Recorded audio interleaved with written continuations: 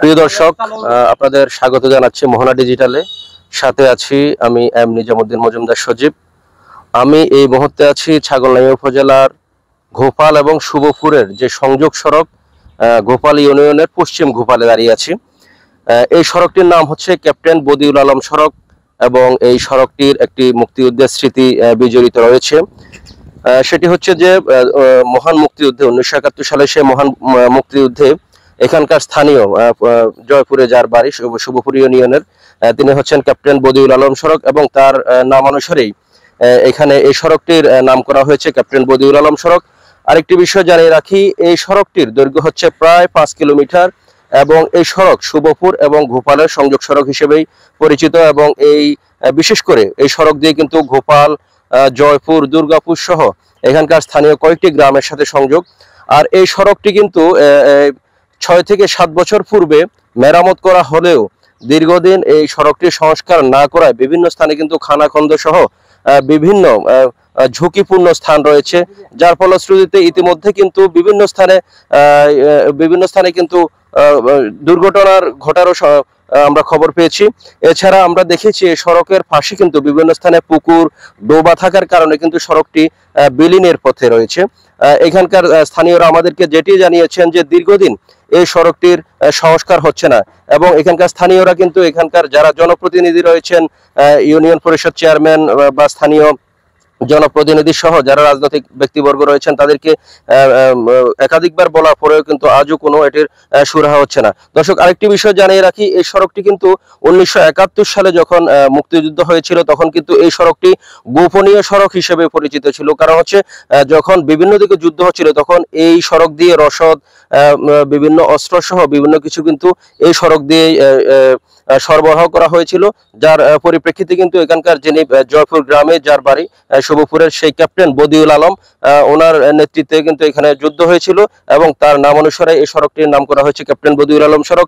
আরেকটি বিষয় হচ্ছে যে এই সড়কটি এতটা জনগুরুত্বপূর্ণ, এই সড়ক দিয়ে কিন্তু ঘোপাল এবং শুভপুরের বিভিন্ন লোকজন চলাচল করে। এছাড়াও ঘোপাল সরকারি প্রাথমিক বিদ্যালয়, দুর্গাপুর সরকারি প্রাথমিক বিদ্যালয়, দুর্গাপুর আলিম মাদ্রাসা, আশরাফুন্নেছা নুরানি মাদ্রাসা, দুর্গাপুর ইসলামিয়া দাখিল মাদ্রাসা ও হাবিবুল্লাহ খান উচ্চ বিদ্যালয় সহ বিভিন্ন কিন্তু শিক্ষা প্রতিষ্ঠানের শিক্ষার্থীরা কিন্তু প্রতিদিন দুর্ভোগ নিয়েই কিন্তু এই সড়ক দিয়ে চলাচল করে এবং তারা কিন্তু তাদের স্কুল, কলেজ, মাদ্রাসা সহ বিভিন্ন শিক্ষা প্রতিষ্ঠানে যাচ্ছে। এই মুহূর্তে আমরা এখানকার একজন স্থানীয়ের সাথে কথা বলবো, তিনি আমাদেরকে যা জানিয়েছেন।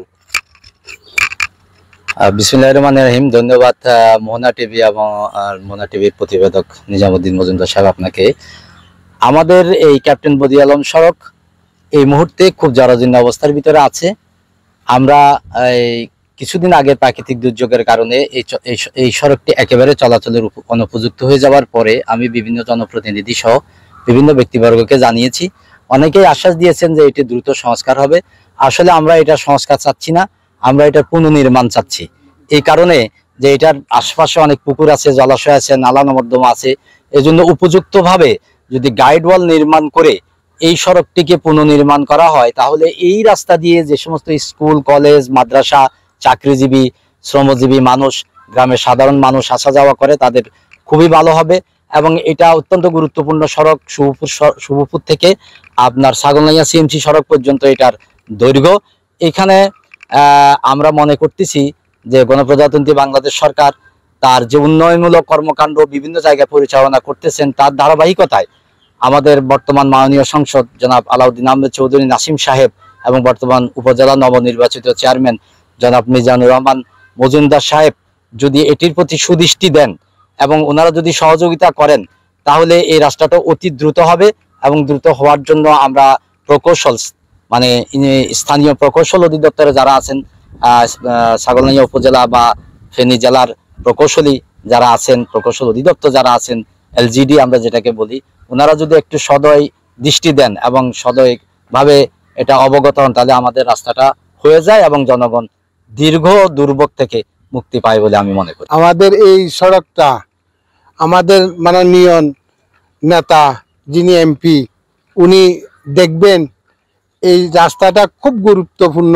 ইনশাল্লাহ শুভপুর থেকে গোপাল থেকে এখানে দুর্গাপুর, এই রাস্তাটা এখান থেকে আবার ছাগলনাইয়া রাস্তা, তো এই সড়কটা যদি নির্মাণ করা হয় তাহলে আমার মনে হয় সবচেয়ে ছেলে মেয়েরা স্কুলে যাতায়াত করে, আর এখান দিয়ে আপনার গ্রাম অঞ্চলের লোকজনগুলি আসা যাওয়া গাড়িতে রাত বিরাত আসতেছে, এই যে রাস্তাগুলি ভাঙ্গে আপনার অনেক সময় অত পুকুরের ভিতরে পরিযার গই, অনেক সময় কেউ যদি লাইট টাইট না থাকে তো অনেকে মানে কি গাড়ি সহ উঠিয়ে দুর্ঘটনা হয়ে যাবে।